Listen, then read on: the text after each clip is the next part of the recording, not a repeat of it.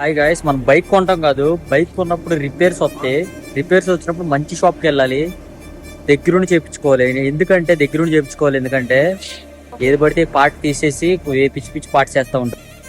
Brake pads పోయినాయి, మొత్తం అరిగిపోయింది.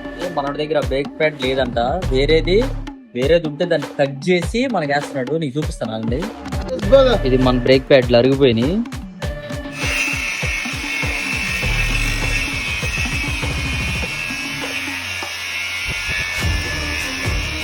కుర్రోడు ఇంకోటి వచ్చాడు, టైర్ తెచ్చుకొని వచ్చాడు, టైర్ మారుస్తున్నాడు. అట్లా లొకేషన్ పెట్టాను.